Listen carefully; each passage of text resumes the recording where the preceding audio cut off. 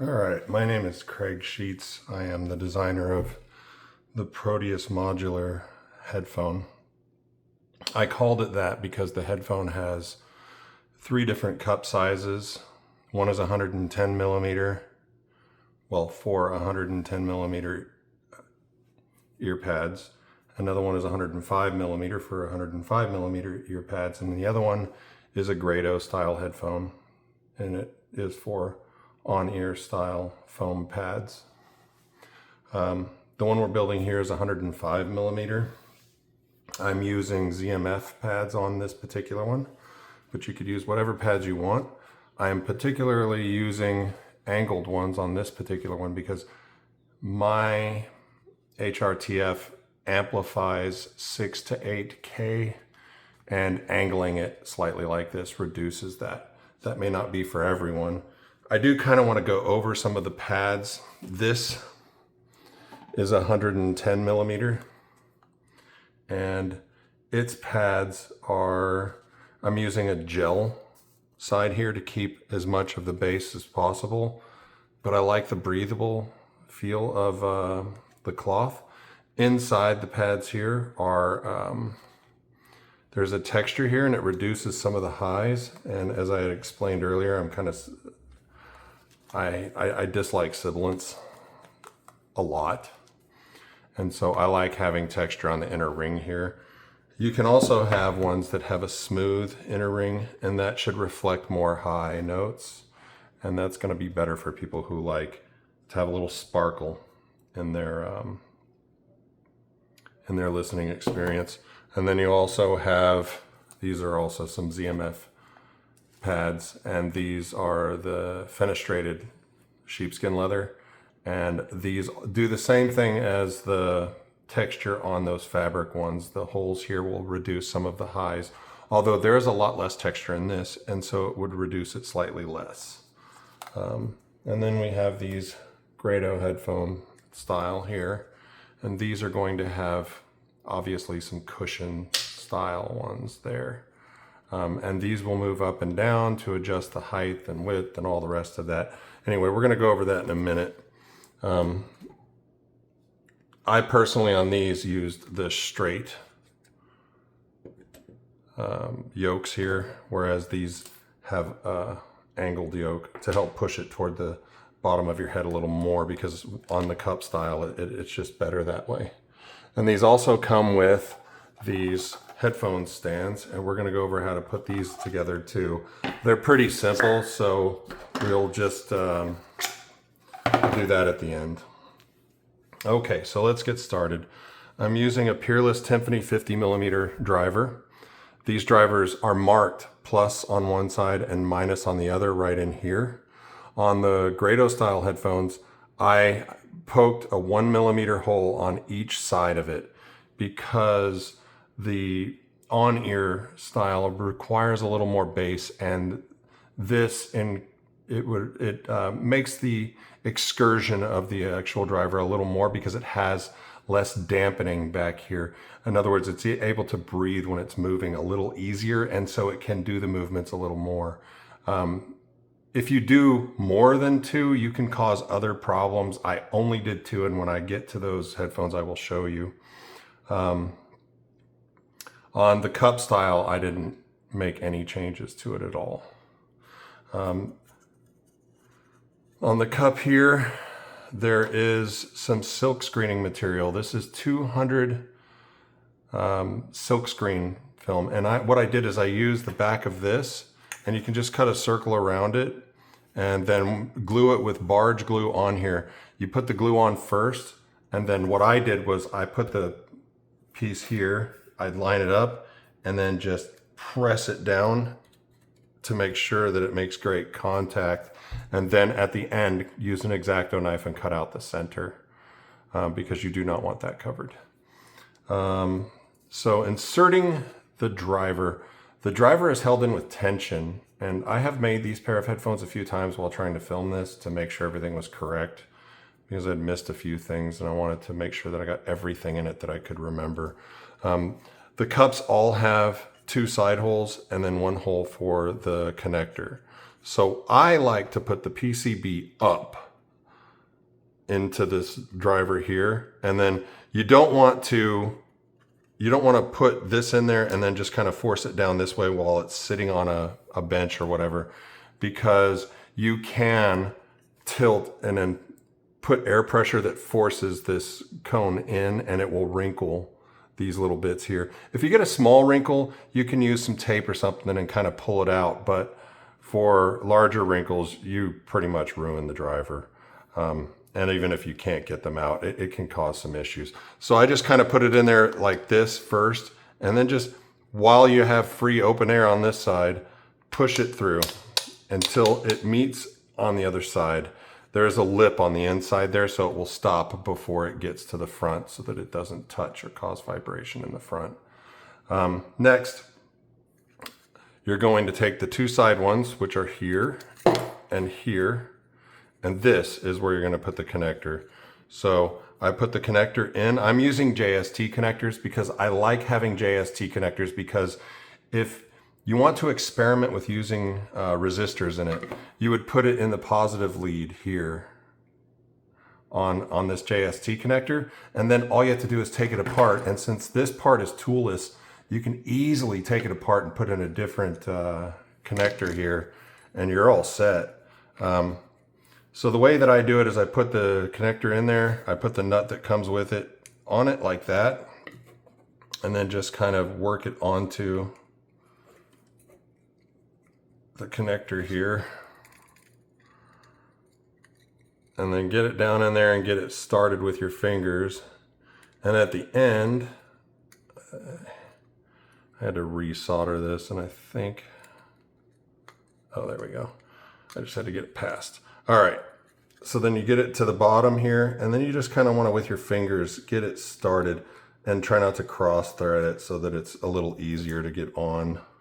I use bent needle nose to get it on so that I can tighten it easily. And you just kind of want to get it started. This is honestly the hardest part of this. And then just connect it this way until it's tight.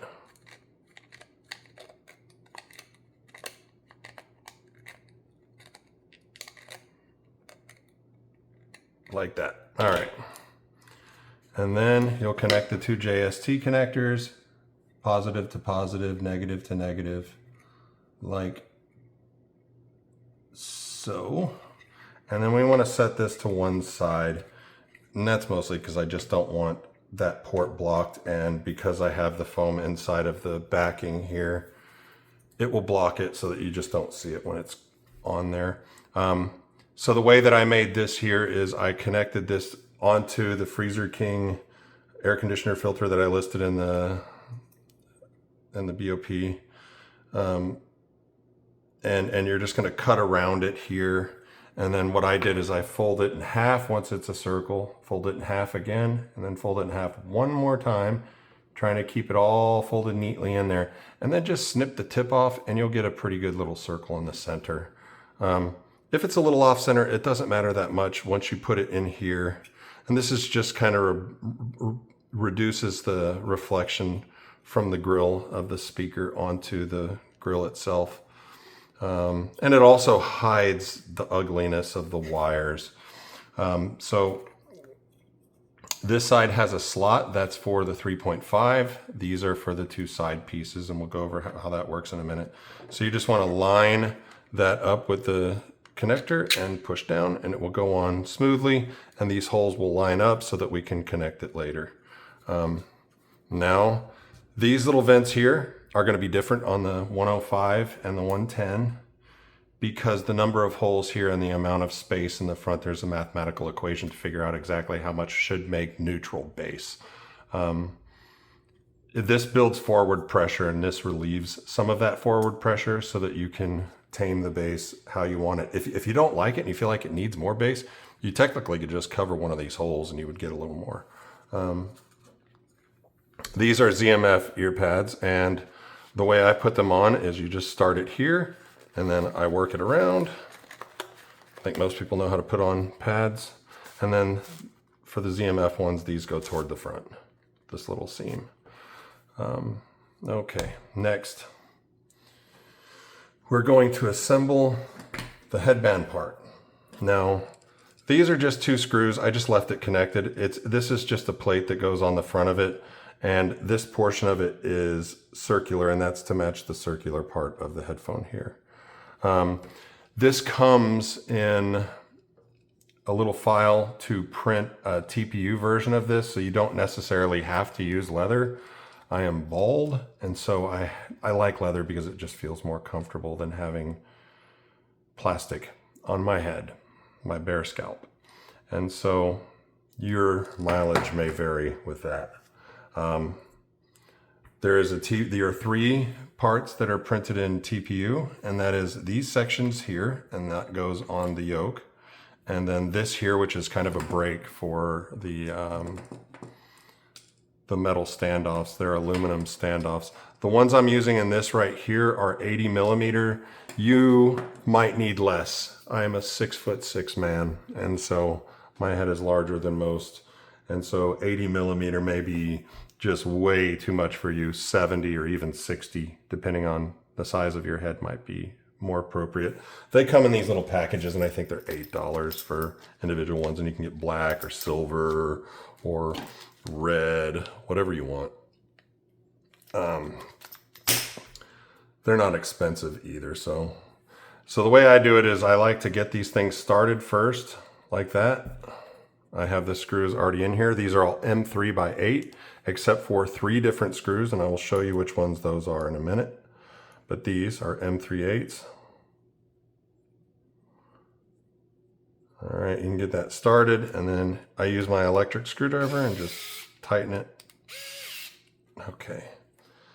And then we have the other side here, but you're going to have one of these is going to be the same on this side as this side, and one of these will be slightly closer on this side than it is on that side. And that is for the swivel portion on this. And you're going to put the portion that has the thinner side toward the back, like that. And that just allows it to pivot a little more in its rotation. So this being the smaller side is going to be on the bottom so that the yoke can connect to it there, like that. And then you're going to use the other side here. And I do it the same, except for on these, I like to do this by hand first, a couple threads, especially if you're using an electric screwdriver, so that you don't strip it or get it cross-threaded. And then you're just going to screw it in, just like that. And now we have a cover here. This is one of the screws that is not M3 by 8. This one is M3 by 6. And that's just because this is a little shorter. And then this is really just for aesthetics. You just, again, get it started and then screw it in. And if it ends like that, where it ends with it a little, twisted, you can just push it back. It's just there for aesthetics. All right, now to the yoke. The yoke will have M3 by 12s on each side, like that, and like that. And you want the TPU portions on there, like this and like this. This part of it is not thin enough to be threaded because this kind of holds it on its own. You don't really need to have it threaded. And so I just pushed it through. And this, another M3 by 8, goes in the bottom, just like that. And then you want a little M3 washer there. And you're going to connect it to thin side toward the back of the yoke here, just like that. And then just as before, I like to get it started. There we go. Get it started and then just screw it together and tighten, just like that. All right, now we're gonna put the cups on. You want, if you're using angled pads like this, you obviously want the thicker portion toward the back. This little red dot I forgot to mention is for the right side. I liked it raised slightly so I could feel in the dark, or also because it stands out. You can, if you have like a AMS system or something like that, you can put it through here I also, when I build these things for the first time, I have a little bit of grease that I put on these so that it slides a little smoother. It just makes it a little bit less smooth or more smooth and easier to adjust. So you put this on here like that, and then you're going to take the cups and you're going to put the connector down just like that. And you just put it in on this side. And I made it with M3 by 12s on this because it doesn't stick past the filament here, so that you don't scratch up the plastic when you're putting this on. So I put this in that side, and then you can just slide it on like that and it will go on. Well, don't do it backwards like I just did. Pry that out.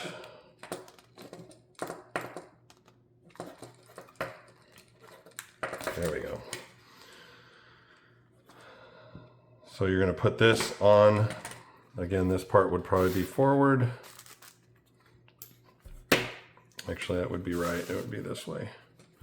So then you put this in that side, and then you're going to just slide this in till it clips. And then I check it by pushing it in there.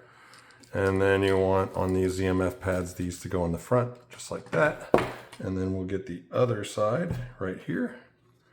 And the JST, or I'm sorry, the 3.5 millimeter connector needs to go toward the bottom. Same deal.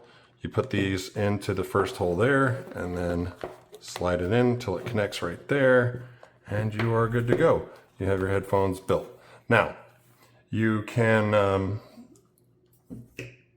assemble the stand. This right here is the stand, and I created the stand to hold the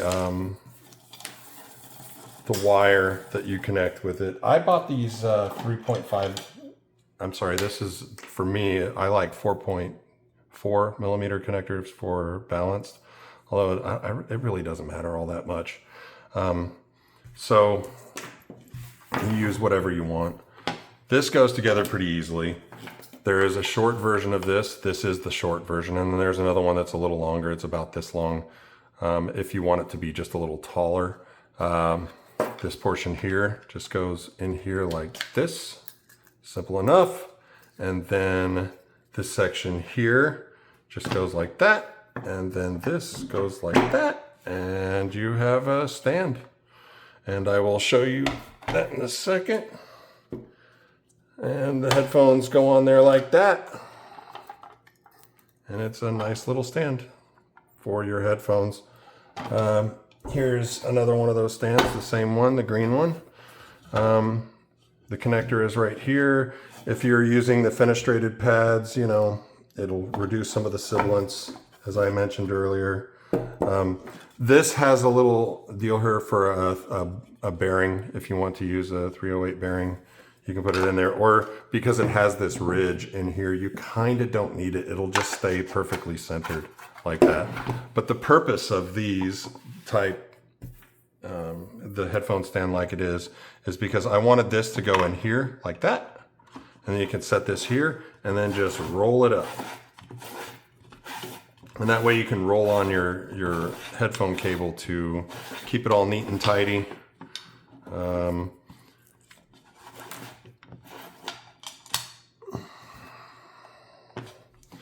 Now I'm an enthusiast. I'm a serious enthusiast. I probably have 30 or 40 headphones that are not my own 3D printed kind. They go all the way from 3,000 and down to $100. Even some of them are pretty cheap. And I've learned over the years that really and truly, price does not equal better sound. These Peerless Timpani drivers in this setup here will be as good as any $1,000 headphone I have. Facts. They just are. And I've met many other 3D printed headphones that also sounded just as good as $1,000 headphones. And these are at a fraction of the cost.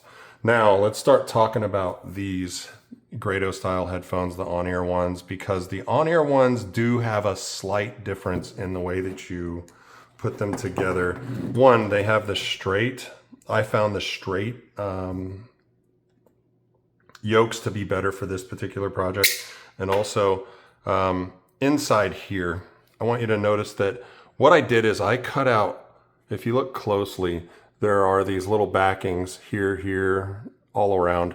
And on mine, right inside there, I put little 2mm holes, and there's just 2 of them.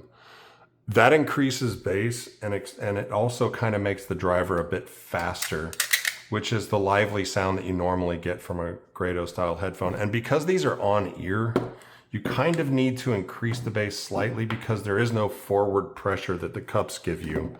These cups create your own little room here, and that pressure helps make the bass a bit stronger. And if you do not have that forward pressure, you want to artificially increase it when you're putting it straight on your ear with no kind of forward pressure whatsoever. This style is going to be good for, you know, people who like that livelier sound that Grado has. You might try it without the holes at first to see if you like it. I mean, it doesn't take much to take a sharp little pin and just poke a little hole and kind of spin it and widen it until you like it or don't like it.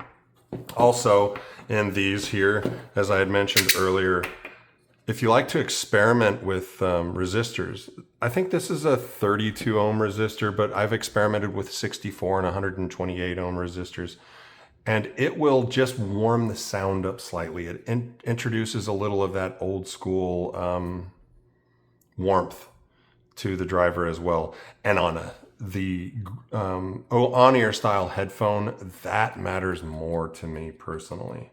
Your mileage may vary, but I really did like it with the resistor on the on-ear version.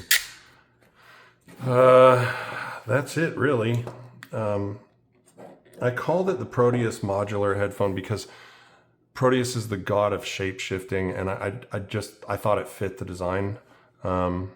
This is going to be free to everybody. I also have a oval shaped one that I'm going to release later. But for now, enjoy and let me know what you think of them. Thank you. Bye-bye.